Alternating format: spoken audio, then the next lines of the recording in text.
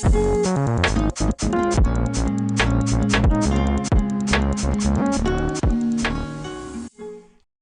there, and welcome to episode 4 of the Or So She Says podcast. My name is Narissa Shea, and I am a personal trainer, EIQ certified nutritionist, yoga instructor, sport and exercise psychology consultant, and a professional Irish dancer. Here we are, lads. Episode 4. We made it to episode 4. Apparently most episodes don't make it past episode 3, so we are #winning. Okay, so this podcast is entitled Fat Loss 101, but actually I would rather have called it Health 101, but it is less catchy. So before I jump into this podcast today, where we are going to cover everything, and I mean everything you need to know about fat loss, I want to chat a little bit more about the thinner is better narrative, because most of the people listening to this podcast probably grew up bombarded with the same kind of media I was exposed to from a young age. And I don't think we actually realise just how ingrained in our psyches some of these narratives still are. So I actually put up this post yesterday and it got a lot of traction on Instagram. I said, do you think being skinnier will make you happier? Very cutthroat question, by the way. Which, by the way, the answer can very much be yes. But I beg you to ask yourself, why do you think it will? Is it because society has bombarded us with the narrative that smaller equals better, especially when it comes to women and their bodies? Is it because you think that if you look a certain way and start getting more attention from the opposite sex or the same sex, that will in some way, shape or form validate you? Do you think that by having rock hard abs, that in some way makes you more superior to someone else? None of it matters if you don't work on what's on the inside. There is a shit ton of insecurity hiding behind those chiseled abs that you see on Instagram. Or is it for health reasons? Do you simply want to feel a bit better, live a more active lifestyle, move around a bit more and have more energy? There's no right or wrong answer here. It's just really important to realize why we are doing something and why we think we want to achieve something. I actually talk about this a lot in the How to Cultivate a Winning Mindset episode. So if you haven't listened to that one, I highly recommend it. But to stick with this topic. Now, some may say it's well for you, Narissa. You've always been quite lean. So therefore, in the eyes of society, I've been in a socially acceptable body. I'm using inverted commas here with my fingers. You can't see me, but I am. But here's the twist. I haven't always been in a socially acceptable body. Now, maybe my body type at the moment is fashionable. Thank you, Kardashians. I joke, by the way. Having an arse and hips and a smaller waist.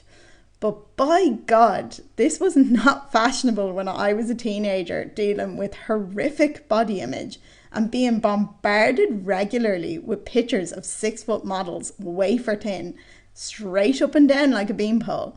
Someone actually said to me the other day, heroin chic, and I was like, oh my God, yeah, that was the era that we grew up in.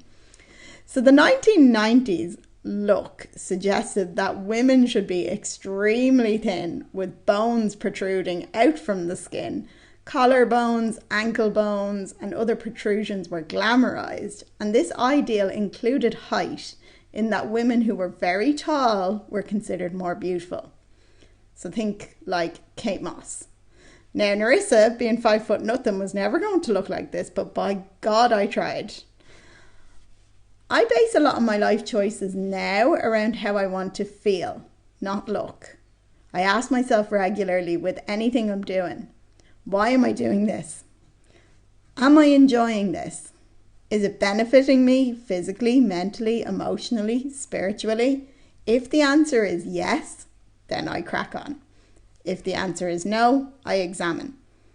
Hence why I decided to give up the drink. The answer was no. It wasn't serving a purpose for me anymore. I just could not see any benefits in it anymore, so I stopped. When it comes to fat loss, the irony is though, when you start implementing all the things I'm going to talk about in this podcast, you end up leading a healthier life, and no one can deny that that should be a goal of everyone.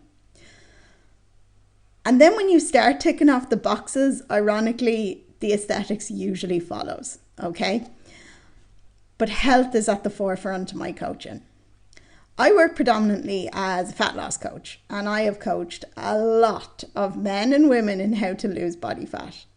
Although really I would rather give myself the title health coach, but once again, not as alluring for people. The science behind it does not actually take a wizard to comprehend, and honestly, if you can understand energy balance, you are fucking flying it. But how come even when people hire the best coach in the world, they buy all the equipment, they get the plans, they're so driven, they still fail? They either don't start at all or they give up quite early on. What is the difference between someone succeeding with a fat loss goal and someone not? Well, I wish I had a more comprehensive answer here, but from what I can gather, it is a mixture of things, mainly all related to mindset. Dieting starts with mindset. As I said, if you haven't already, I highly recommend listening to episode 3 where I discuss all things mindset. I could write an entire book on things that impact people's goals. But the main ones I tend to see quite early on with the people who succeed and the people who don't succeed are certain traits. So, victim mentality, instant gratification, negative thinking, catastrophizing, all or nothing mentality, perfectionism. These are the top things across the board that I would notice get in the way of people's goals. Now, this list is like only very, very short. Like there's a lot of things I could have included in here, but just for the sake of this is not the topic for today. That is for another day. They're just the main ones that I would point out really get in the way of people achieving their goals. Something I noticed quite early on though when dealing with clients is that it is the clients that come to me with an extremely strong association with why they are doing something that tend to achieve their goals. There's nothing wrong with wanting to lose fat, but tie it to something that means something to you. It really will be the difference between you giving up when times get tough or whether you find that inner strength to push through because you know what is on the other side. So how does all of this link back to the title? If you answered yes to the above question, I beg you to dig deep and ask yourself, why? If you have a strong why and have a valid emotional reason as to why you want a smaller body, then absolutely crack on. And if it is for health reasons, then that should be a strong enough why in and of itself. I don't often chat about BMI and weight, but what I will suggest is that you do pay attention to particular markers of health, because being quite overweight does come with an array of potential health risks, and that is not something to shy away from. And something I am not okay with is glamorizing obesity. Raised BMI is a major risk factor for non-communicable diseases such as cardiovascular diseases, mainly heart diseases and stroke, diabetes, musculoskeletal disorders, in particular osteoarthritis, and some cancers. So as much as I am a huge advocate for body positivity, okay, I refuse to stand back and see obesity glorified either. Maybe you won't be actually dealing with any risks of heart disease or anything now while you're a little bit younger, but you have to think 10 years down the line, 20 years down the line. A lot of the time what we're doing now is setting ourselves up to have a more enjoyable future. Like I only said to my mum the other day, I was like, I want to be still hiking and everything when I'm like 70 and 80. I see people hiking up Glendalough. They're definitely in their 70s. They're definitely in their 80s. Not a bother on them. They might have their little sticks to help them, but they're absolutely flying it up Glendalough. And I'm like, that's what I want. I want to be swimming. I want to be surfing. I want to be hiking. I want to do all these things that I love doing now. I want to still be able to do them when I'm 70. So it's not just a matter of what I'm doing now, serving a purpose now because I want to look a certain way or I want to feel a certain way. I'm doing it now so I have a better life later on down the road as well, because in the blink of an eye we're 50, in the blink of an eye we're 70, and like what you're doing now is going to impact your quality of life later on down the road. So here's your homework. Write down your goals, ask yourself why, Ask yourself why again. Ask yourself why again. Ask yourself why again. Then maybe, just maybe, you found the real reason why you were doing it. So with all that in mind, let's get stuck in to Fat Loss 101. So when it comes to fat loss or mass gain or anything, you need to understand energy balance. It's really funny. I get so many questions about stuff all the time. Is it bread that's making me fat? Is it this? Is it that? Should I go low carb? Should I do this? And I send people to watch this video I put up about energy balance probably about a year ago. Now the video is about 10 minutes long and it's hilarious because I know for a fact no one watches it. And I just say, you're willing to try all these quick fix diets. You're willing to try all of these different things, but you won't watch a 10-minute video that if you can actually get your head around, you will completely understand why in this life you ever gained weight, you ever lost weight, or you ever maintained weight. And it's all down to energy balance. And if people could just understand energy balance, they're already off to a winning start. Yes, there are a couple of different factors that come into play, and I will talk about them a little bit in this podcast.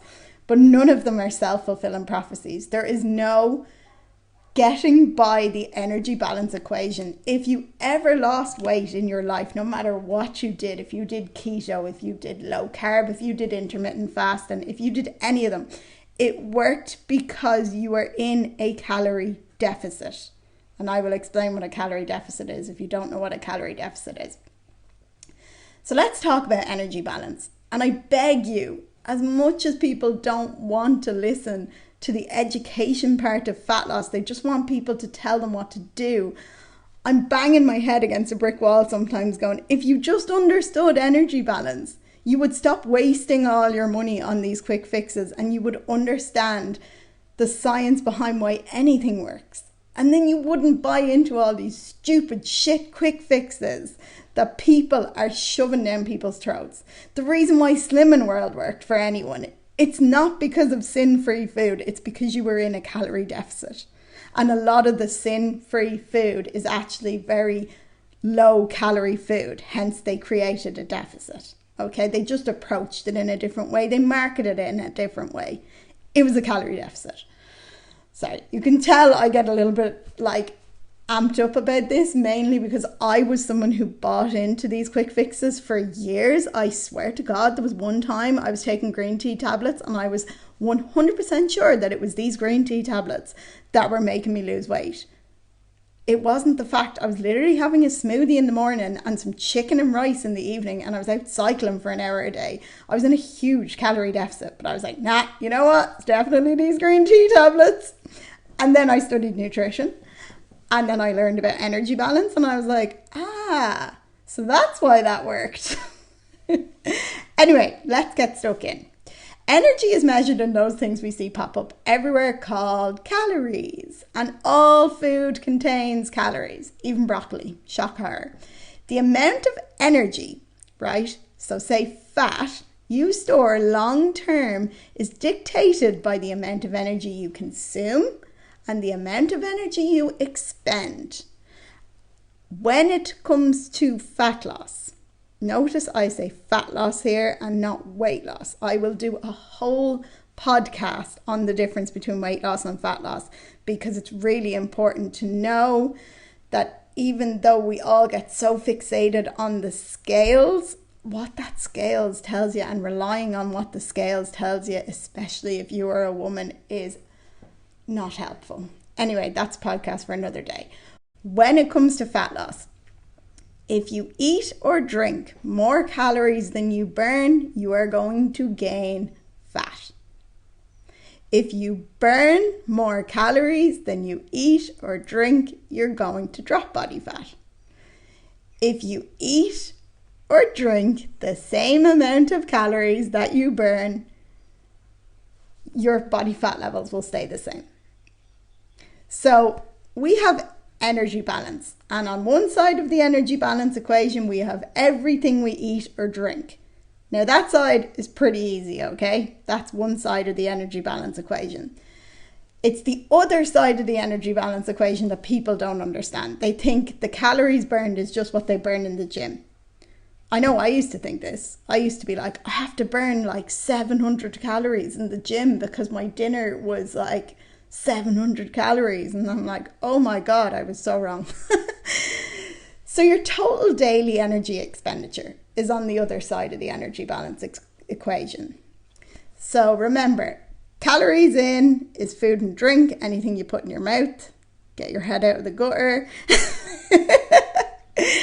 And anything on the other side is your total daily energy expenditure, which is the amount of energy, calories, that a person expends carrying out physical functions, both consciously and subconsciously. So here we go. It's not just the calories burnt in the gym. There's 4 parts to this, okay? And the one that burns the most calories every day is your basal metabolic rate, which is the total number of calories your body needs to perform basic life-sustaining functions like breathing, okay? So the best way to describe this is basically if you were to lie down and not move all day, the amount of calories your body would need to just keep itself alive and respire and all these other things it needs to do to keep you alive, that's your basal metabolic rate. That is how many calories your body needs just to stay alive every day. And it actually accounts for about 60% of your total daily energy expenditure, which is a lot. It's the one that requires the most energy. The next thing we go to then is your NEAT activity, your non-exercise activity thermogenesis, which is the energy expended for every single thing you do when you're not sleeping or exercising. So the best way to describe this, and I'm going to go into a bit more detail into all of these, but I'm just giving you an overview first, is walking, fidgeting. Literally anything you do that involves movement and uses energy is your NEAT activity. And it's an important one when it comes to fat loss because people tend to overemphasize the amount of calories they burn in the gym and underemphasize the importance of their NEAT activity when it comes to fat loss.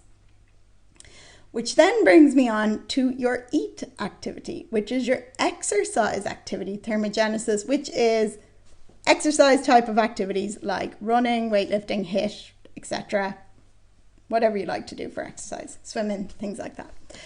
And as I said, people focus so much on this area and they always think that the sole goal of this is to burn as many calories as possible. It's just not true. What you should be doing is focusing on your calorie burn in your NEAT activity and using your EAT activity to build and maintain muscle. No matter what age you are, no matter what gender you are, you should be trying to either build or maintain muscle, and this is especially important for women going through the menopause.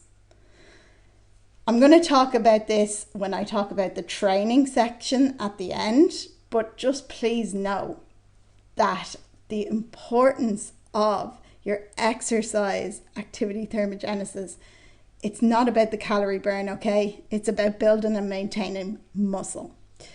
And the last one then, which not a lot of people know about, I didn't actually know about this until I studied it, was the thermic effect of food. So this is actually the energy required for the digestion, absorption and disposal of ingested nutrients. And it is just one of a myriad of reasons as to why a high protein diet is important. And I will talk a little bit about this further down the line. So let's just recap there. On your calories inside, you have everything you eat and drink. And I want to highlight here, liquid calories count, okay?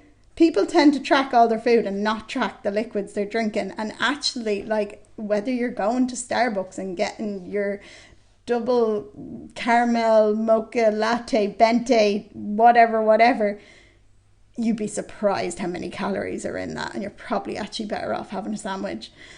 Or on the flip side, you're going and you're like, I only had like 3 or 4 vodkas last night, track it. Track it and you'd be surprised how many calories are actually in just a couple of drinks or a couple of pints.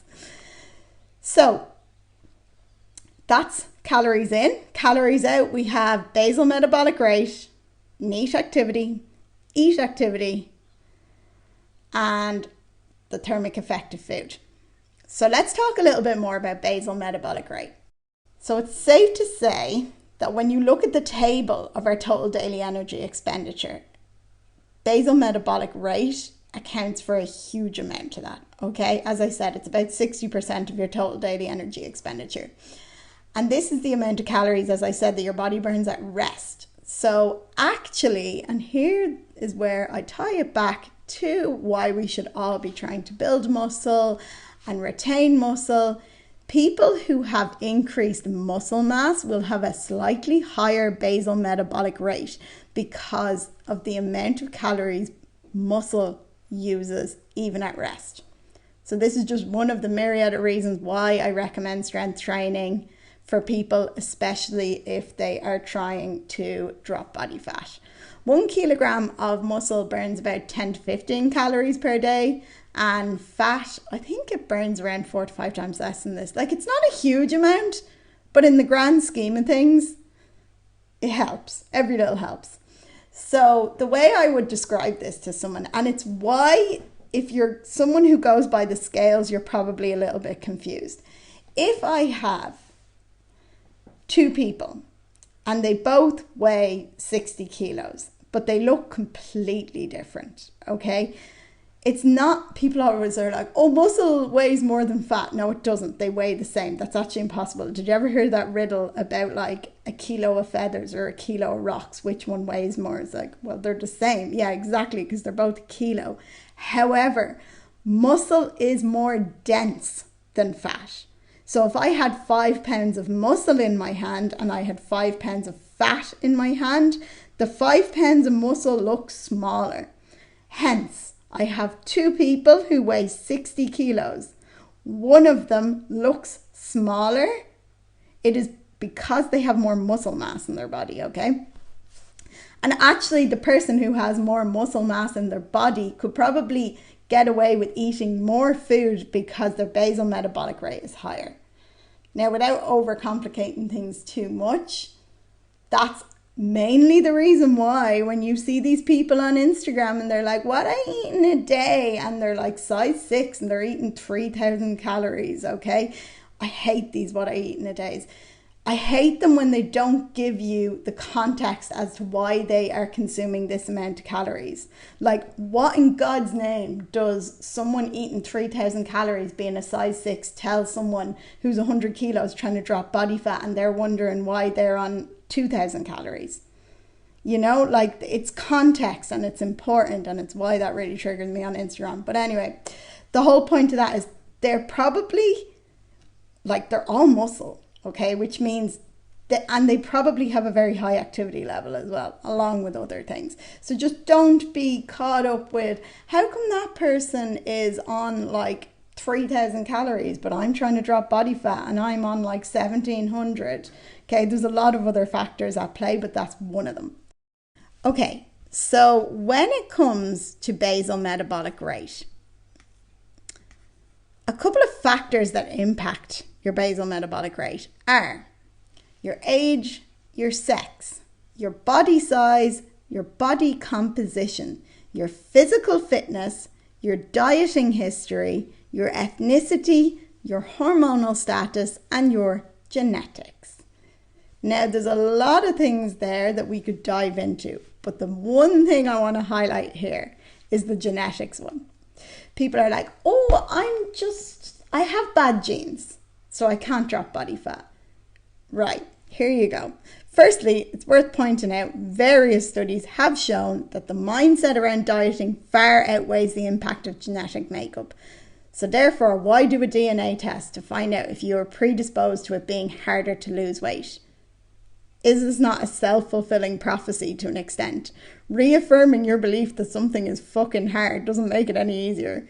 And if you want it, you have to be willing to work for it. So yes, certain gene variants have been linked to being overweight or obese. And this does result in an increased drive to eat and or a reduced drive to move.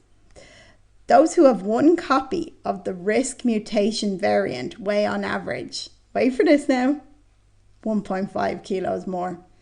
Those with 2 copies are on average 3 kilos more. That is not a lot. 3 kilos is 6 pounds. It's less than half a stone. It's not a death sentence. Like, this is not an astounding amount of weight and shouldn't be treated as such. Your actions and your behaviors are what contribute to your overall health. So it's important to build better habits. And if it matters to you, I do genuinely think you will try your best to adhere to things most of the time, but it has to matter to you. As I said, you have to have a strong association with your why. Another thing I want to touch on before I leave basal metabolic rate is people tend to think that our metabolism slows down with age, but this is actually not true. It's more so due to reduced lean body mass. Okay, so what happens is, like, I'm gonna call a spade here, people get lazier as they get older, and they don't, like, when you're in school, you're doing all these sports and you're doing all these things that you're active all the time, and all of a sudden you start working, maybe you work an office job where you're doing 60 hours a week and you're not doing any activity, like, you're not building any muscle, you're not maintaining any muscle, you're not doing any resistance training, you're not doing any exercise, so you're actually losing muscle, and you're probably not eating enough protein. So by losing muscle and losing this lean body mass, you're actually affecting your basal metabolic rate, which is, you want to say, slowing down your metabolism. That's the easiest way to explain it. The other thing is sex. So females tend to have a 5 to 10% lower resting metabolic rate than men of the same height and weight. Not fair, I know, but as I said, same thing when it comes to genetics. Your approach to this can either be, oh, because it's harder, I don't want to do it, or it's like, okay, it is harder for some people. And something I like to point out here is I like to refer this back to dancing. Some people are natural dancers and some people aren't. But some of the best dancers I know weren't natural dancers, but they worked so hard because they were so determined to do well and succeed in it that they end up being some of the best dancers I know now. And it's not because they had the natural ability, it's because they worked their fucking ass off to get there. So body size is another thing that comes into play. Like, smaller people have less tissue and require less energy. So the best way I can describe this is if I have a 50 kilo person and a 100 kilo person, the person with 100 kilos requires a lot more energy to just stay alive. Okay, so this is why your calories would be higher and still in a deficit if you are in a larger body.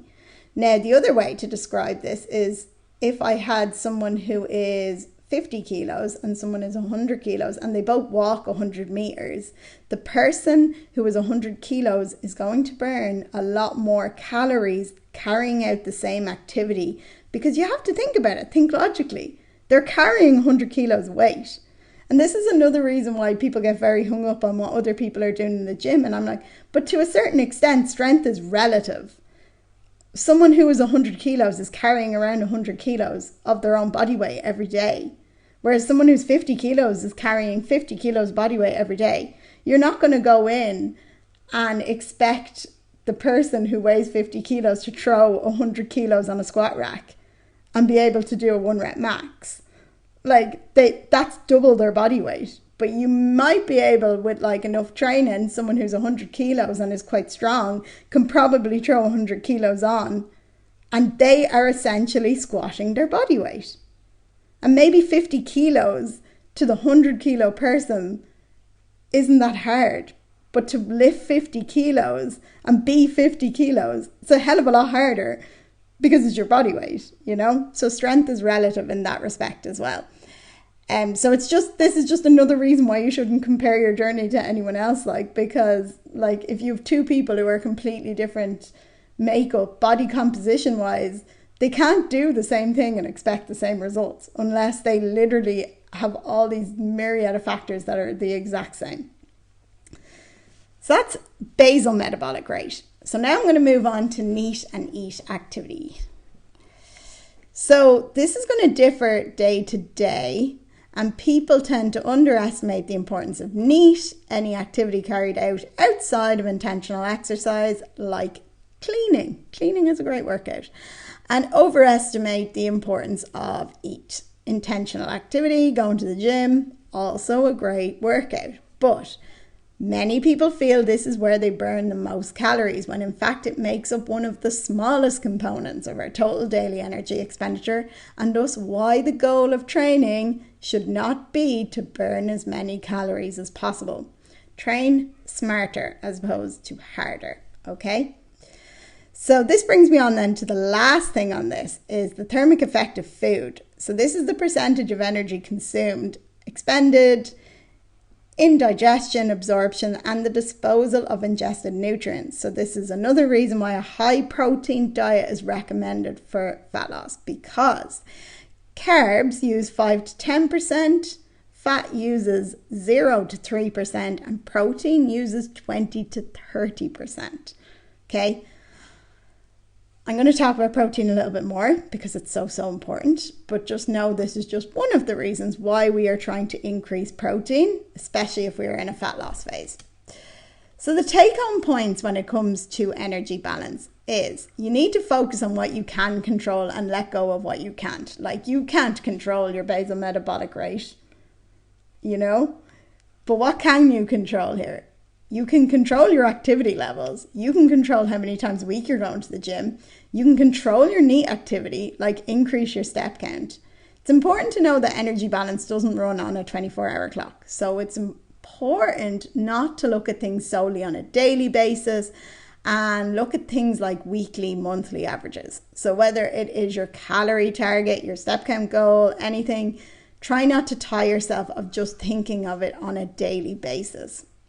Life happens, it gets in the way. You shouldn't let a bad day turn into a bad week, turn into a bad month, and so on and so forth.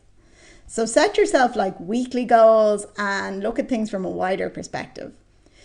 You might do like 15,000 steps today, but maybe you only do 5,000 tomorrow. And maybe you're beating yourself up tomorrow because you only did 5,000, but you've still racked up a 10K average there. And that's actually what's more important.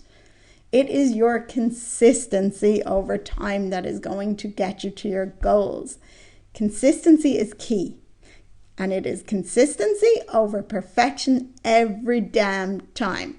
I got a message off a client this morning who said they absolutely did the dog on it last night and went for a couple of drinks, stopped at McDonald's, X, Y, and Z, so on and so forth. And I just said, it's fine. Did anyone die? No. Draw a line in the sand. It's done. What's more important is what you're going to do today, not what you did yesterday. You can't change that. You can't change the past, but you can decide what you're going to do going forward. You can either press the fuck it button and just write the week off, in which case you're just going to continuously keep stalling on the way to your goals, or you draw a line in the sand and you get back to it. It's only halfway through the week. You still have the other half of the week, and it is your averages that are more important anyway. Things don't happen overnight. Like, that works both ways, like fat loss and fat gain. Have you ever stepped on the scales after a night of drinking and realized that you're down like half stone? Hate to burst your bubble, that's not fat loss. Like, you're extremely dehydrated from the alcohol. That's literally all it is. You'll probably find then you jump up even more the day after that. Like, don't stress either. It's probably not fat gain. You're holding on to water. It's water retention because you were drinking 2 days before that. Like, that's really important to realize. Things don't happen overnight.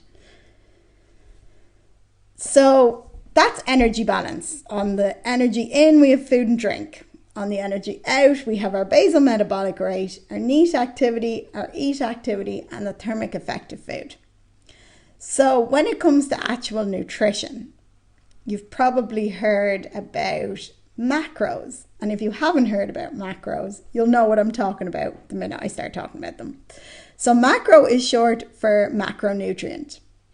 And they are the 3 categories of nutrients that you eat the most and provide you with the most amount of energy. And these are protein, carbohydrates, and fats. So when you're counting your macros, you're actually counting the grams of protein, carbs, and fat that you're consuming. And then people say, "Ooh, so calories don't matter. I just track my macros." Calories do matter. In the simplest terms, fat loss happens when you burn more calories than you consume. Macro counting just helps you kind of understand where those calories are coming from. So a good app that I use with my clients is MyFitnessPal, and there's another good one called Chronometer, I think it is. But what I would recommend here is do not go by the calories that MyFitnessPal sets you when it sets it up. They are absolutely awful. Like, they're way too low. They don't take into account your activity levels and stuff like that. And even if they do, they get you to track your exercise, which then you end up eating back calories. And just, my advice is either hire a coach to calculate your calories or go online and find a good calorie calculator, input all your information and figure out your calories. The best way to do this is to find a good total daily energy expenditure calculator. Get your calories, put yourself in a calorie deficit of approximately 20 to 25%. That is not too low. And it is a sustainable calorie deficit, especially if you want this to be a long-term thing. So blanket recommending everyone 1,200 calories is fantastic for those PTs who could not give a flying fuck about their clients and they just want to get good before and after photos.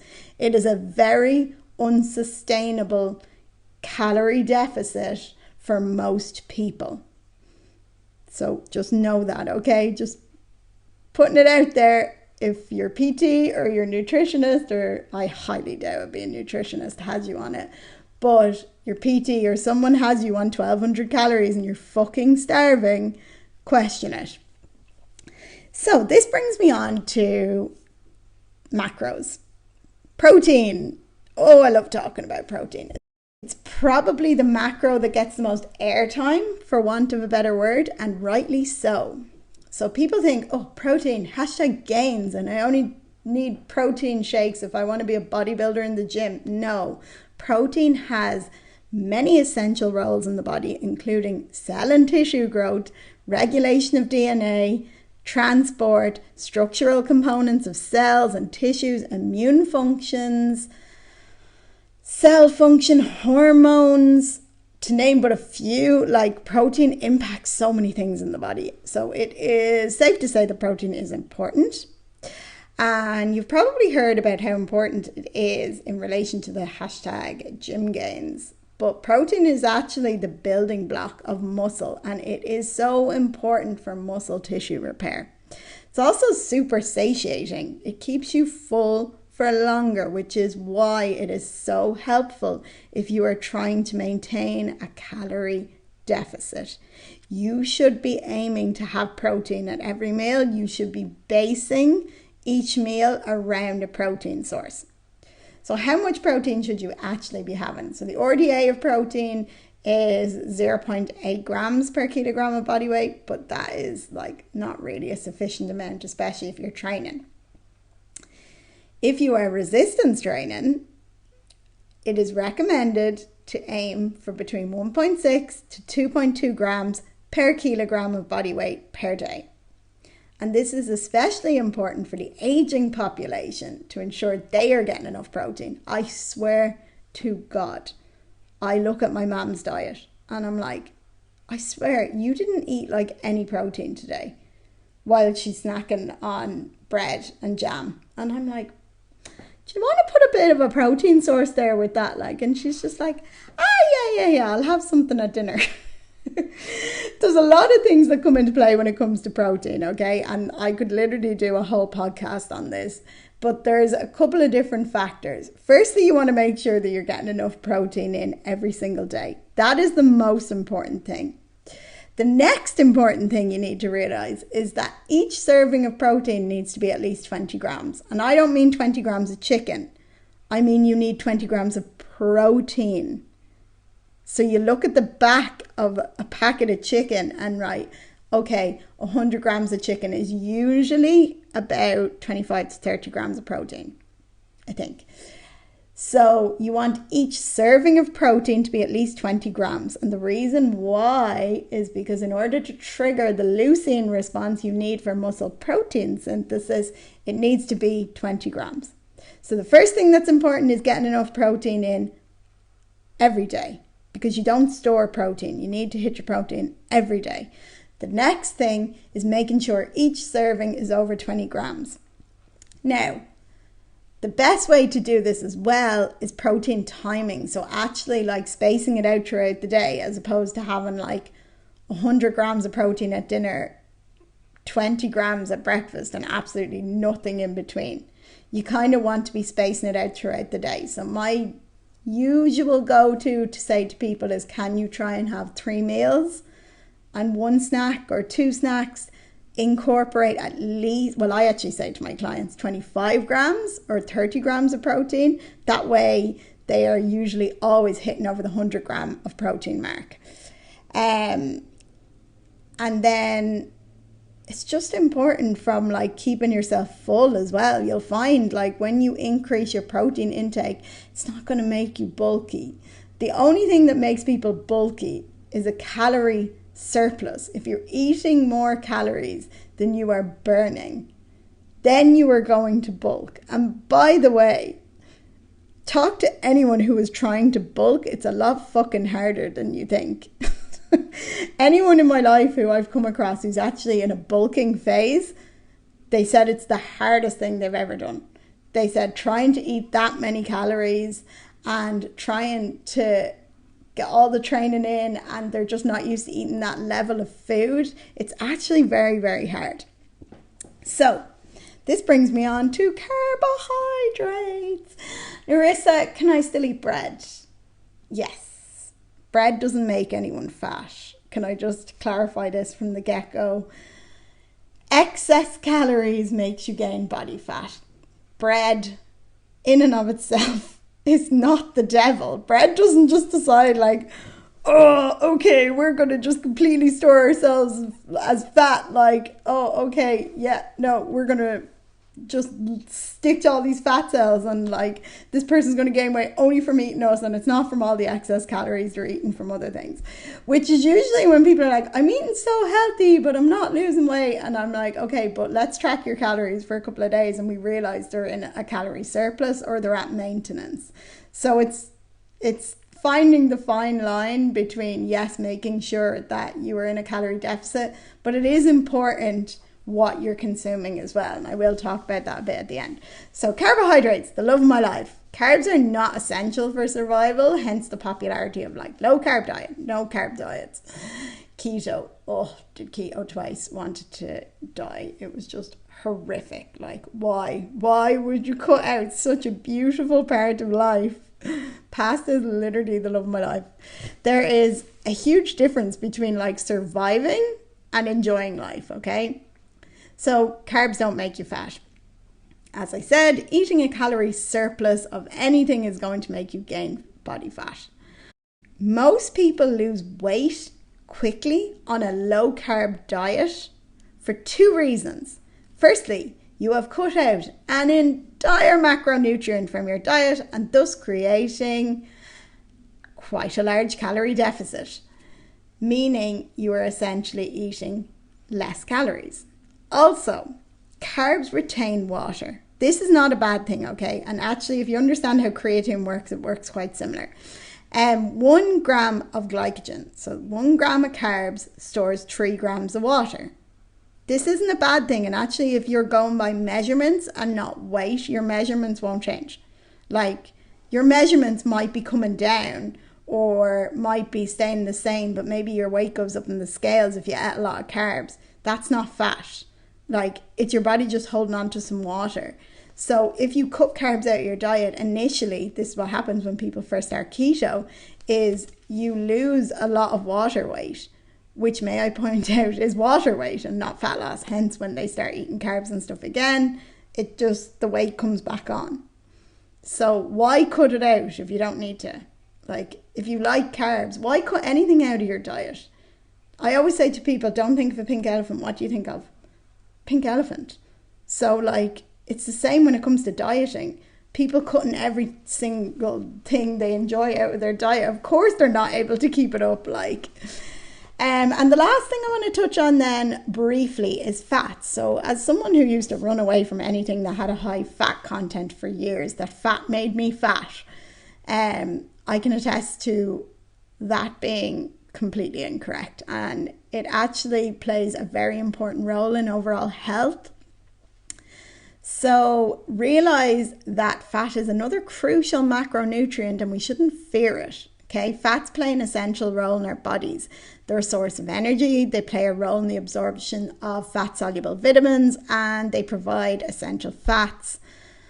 Low-fat diets aren't always ideal, but low-fat products, however, can be hugely helpful if you are trying to stay in that thing I keep talking about, a calorie deficit, because they contain less calories, that's why. So it's important just to realize, without getting too technical here, when it comes to fats, what you're trying to aim for is more polyunsaturated fats or monounsaturated fats, things like avocados, olive oil, like oily fish, things like that, like the healthy fats, for want of a better word. So when it comes to macros, the macro composition might not be essential for fat loss. Like when it comes down to it, can you drop body fat eating McDonald's all the time? Yeah, absolutely. If you're in a calorie deficit, will you feel like absolute fucking shite? 100%. Are you going to want to train if your diet is made up of shit food? Are you going to want to go for extra walks? Are you going to feel good? No, you're going to feel like shite. So the overall composition of your diet, like the food you eat, is extremely important regardless of your goals. Fat loss, mass gain, maintenance, doesn't matter. Yes, it's a calorie deficit that you need for fat loss, but what your diet is actually made up of is going to hugely impact your behaviors and how you're feeling. So a diet with optimal protein, fiber, and polyunsaturated fats are going to support optimal health and also body composition. So from a weight loss perspective, yes, it is essentially down to energy balance, calories in, calories out, but your overall health, which is vitally important, entails the consideration of macro and micronutrients. I do have some bad news. Unfortunately, alcohol is a macronutrient and contains about 7 calories per gram. I urge you for the crack, right? If you download MyFitnessPal and you never even use it, or you just Google this, calories in a pint, calories in 350 milliliters of vodka, shoulder, bog standard, pre-drinks back in the day. You won't be too shocked to realize why maybe you gained a couple of pounds in college. And if you're someone who's out every Friday and Saturday and you've noticed that, your weight is creeping up on you a little bit, I urge you to look at your alcohol intake. And I'm not saying this to not drink. I'm just saying, people tend to look at alcohol like it's empty calories and that, it's just a liquid. But chances are, if you're someone who's gained a lot of body fat over the last few years and you're someone who quite enjoys a drink, a lot of your calories are probably coming from alcohol. And this leads into this mentality of starving themselves Monday to Thursday, like having salads for dinner and lunch and having fruit for breakfast, and then Friday, Saturday, Sunday, literally doing the dog in it, drinking everything in sight and eating rings around yourself. But you can't understand why you're not dropping body fat. You are completely negating the calorie deficit that you created during the week. And it's just not sustainable. So if you're constantly jumping on the Diet Starts Monday bandwagon and you can't understand why what you're doing Monday to Thursday isn't working, I urge you not to place so much emphasis on what you're doing Monday to Thursday and start looking at your weekends. It's the cold hard truth, but I wish someone had said this to me years ago. So I'm just going to be open and honest about it. It's not that I'm telling you not to drink, but just know, when it comes to things like this, knowledge empowers you. So knowledge is what empowered me So it's about making just better choices and just being a bit more aware and taking responsibility for the choices we do make, and not feeling so powerless when we're in a situation where we feel like we're trying our best but nothing is working. If you understand everything I'm talking about in this podcast, then you'll finally understand why maybe things aren't working for you. And the definition of insanity is doing the same thing over and over again and expecting different results. So like, either hire a coach if you've no interest in learning about any of this, or just educate yourself on it, and then you can coach yourself. Like, most of the time when you're hiring a coach, you're not hiring them to calculate your calories and macros and do your training plan. You think you are, but what you're actually paying for is someone to be accountable to, someone who has all the education there so you don't have to go and research it, and someone who's going to pick you up when you fall. That is ultimately what a coach is there for. They're there to be your number one supporter. So I'm going to briefly touch on the training, but I'm not going to go too deep into this. I'm just going to highlight once again why everyone should be lifting weights and strength training. Will lifting weights make me bulky? Get asked this all the time. No. Many people, especially females, are afraid that if they lift weights, they're going to get bulky. Right? Gain a lot of muscle mass, which inevitably changes their physique into what they may view as undesirable. And this is just not true. Okay. As I said before, the only thing that's going to make you bulky is a calorie surplus. So if you're in a calorie deficit and you're weight training, what you're actually doing is maintaining muscle mass and potentially gaining a bit of muscle. But it's a little bit harder to do when you're in a calorie deficit, because like everything, you need energy to do these things. So you're actually going to torch more body fat, okay, when you lift weights. So you're going to build more muscle. And as I said at the start, more muscle equals burning more calories on a daily basis.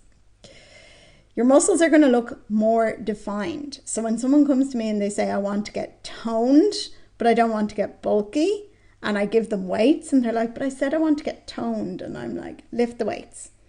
What I like to say to people straight off the bat, and like maybe their answer is yes. And if you don't know me and you're listening to this, then you can look me up on Instagram or something. I'm like, am I bulky? Then they're like, no. I'm like, but I lift really heavy weights at least 3 times a week. Like I like got myself up to 1.5 times my body weight in my deadlift recently. And I pretty much squat my own body weight. So I was like, am I bulky? And they're like, no. So I'm like, okay, well, there you go. That's calling a spade a spade. Will lifting weights make me bulky? No. Calorie surplus is going to make you bulky. So muscle definition is the combination of developed muscles with a low-ish body fat percentage. So as you gain muscle and lose fat, your muscle definition increases. So as I said, we're not focusing on the calorie burn when we're in the gym. We want to be focusing on building and maintaining muscle. And the way you're going to do that is by sticking to a plan and incorporating what's called progressive overload. Basically, you don't want to be going into the gym every single week, doing the same thing, lifting the same weights. You're never going to build muscle or challenge the muscles if you're not progressively overloading. You're also going to strengthen your bones, by the way. Weightlifting doesn't only train your muscles, it trains your bones. So over time, your bones are going to become stronger and denser. And as I said at the start of this podcast, I am thinking about my body 20 years down the line. When I'm in the gym and I'm training now, I'm not just training for now. Yes, it helps my mental health. Yes, it helps my physical health. Yes, I feel great after it. Yes, the aesthetics follows. But I'm also thinking when I'm 70, I want to still be going to the gym. I want to still be lifting weights. I want to still be hiking. I want to take up surfing, all these different things. I want to be able to do these without fear of breaking a bone every time I move when I'm older. So you're going to prevent injury as well by incorporating some sort of strength training. I say to dancers all the time, the only thing I wish is that I started it sooner. I probably would have had to deal with a lot less injuries in my dancing career, because you're strengthening the bones, you're strengthening the muscles, you're increasing your flexibility, you're also boosting your heart health. So I talked a little bit there about progressive overload and why it's important. Progressive overload means that you are continually increasing the demands on your muscles in order to make the gains in their strength, size, and endurance. So the harder you work them, the stronger they're going to become. So how are you going to do this? You're going to increase the weight, increase the sets, increase repetitions, increase the frequency of your training, maybe increase exercises, increase the intensity, or decrease your rest time. And please don't jump from plan to plan. Like, you want to be doing a plan for approximately 6 to 8 weeks and progressively overloading every week instead of jumping in. There's no need to confuse your muscles. Like, that's another thing that's bullshit. Like, stick with a plan for 6 to 8 weeks. Do the same exercises, but challenge yourself week on week, and then you're going to notice improvements. And the last thing I'm going to talk about, and I talked about it a bit before, is NEAT activity and why it's so important. So it's that energy expended for everything you do that's not sleeping or exercising. I think there was some scientific study done actually recently, or maybe not recently, but they found that like leaner people actually fidgeted a lot more. I'd have to look that up. Don't quote me on that one now, but I remember hearing it somewhere.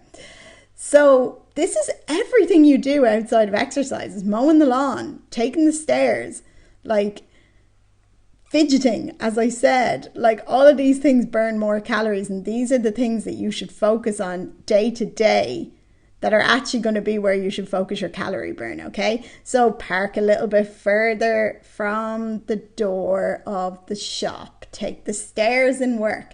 All of these things you might not think are a big deal, are actually a big deal when they all come together. Okay, so a couple of things. As I said, walk and increase your steps. Work. Don't just sit there. Like, if you have a job where you're sitting all day, like, set an alarm on your phone every hour and get up and do a couple of laps of your office. Cleaning is another great way of incorporating more NEAT activity, like taking the groceries home. Like, can you walk a little bit further with them? You're doing a little bit of strength training then. Take the stairs instead of the elevator. Unless you're running some type of ultra marathon or ultra endurance event, the vast majority of your calorie burn on a daily basis is going to be attributed to your NEAT activity. We place too much emphasis on the structured training, and we kind of negate what we're doing outside of that. If you want to affect weight loss in an effective way, increasing your NEAT activity is a good method to do so. So a couple of things before I finish up. And this has been a long podcast, but this is literally, if you can get your head around everything I've said and incorporate a couple of these things that I've said today, I guarantee you your fat loss journey is going to be more enjoyable, more sustainable, and less praying for it to end. Because it needs to become a lifestyle choice and not just a diet and exercise program. And that is how it's going to be sustainable. So the last thing I'm going to touch on here is to avoid the all or nothing mentality. Like, when people begin these weight loss programs, they adopt the all or nothing mentality where they're either completely on it and they're eating well, they're training 5 days a week, and then all of a sudden they're completely off it. And this approach does not work and nearly always ends up emotional, like with like negative feelings, and then people associate these kind of things with having a very negative experience. So people experience a slip up, so to speak, and then they wait for Magical Monday to come around again to start again. Sometimes Magical Monday never comes, and this just becomes a vicious cycle of I'm on it and I'm off it, and I'm on it and I'm off it, and I'm on it and I'm off it. If you can make a lifestyle change and be consistent like 80% of the time, this is how you're going to achieve great results and maintain them long term. Your focus needs to be on fueling your body with whole natural foods most of the time, and then knowing you can always have something left in the bank to be able to go out for dinner, enjoy a treat, without feeling guilty about it. That way it becomes less of a diet and more of a lifestyle change. So a great tip when it comes to finding consistency with your training and your nutrition is to plan things out at the weekend for the week coming. If you know you've absolutely no time on a Monday, don't commit to doing things on a Monday, and make things fit into your schedule. And as I said before, think of the big picture. Like, I think if you grew up around the time that I grew up, like we all have this horrible association with diet starts Monday mentality, and we'd be starving ourselves Monday to Friday, and then we binge all weekend, and then we're back on it Monday and we do the same again, and we're not seeing results and we're getting frustrated. I beg you, get your head to understand energy balance. Okay, that's number one.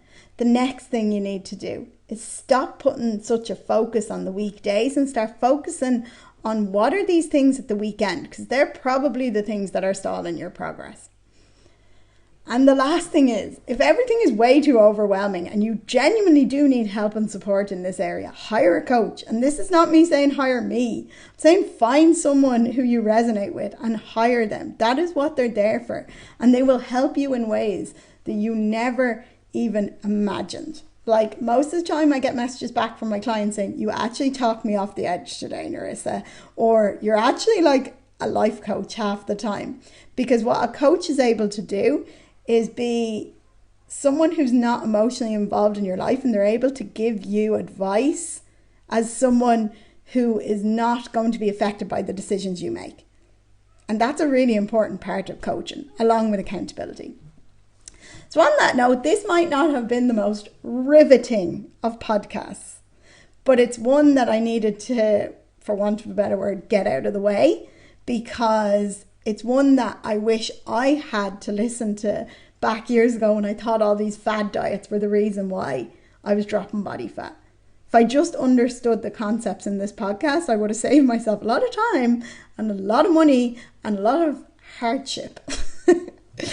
So with that in mind, if you like this podcast, please like it, please subscribe, please rate it on Spotify or Apple Podcasts, and please let me know if you enjoyed it. Either DM me on Instagram or send me a message on WhatsApp or an email. I would love to get your feedback. And as always, I am so grateful for everyone who takes the time to listen to me harp on for potentially, I think this one is going to be over an hour. So I hope you listened on 1.2 or 1.5 speed, so I did not take up an hour of your day. I hope you have a fabulous day. Sending you lots of love.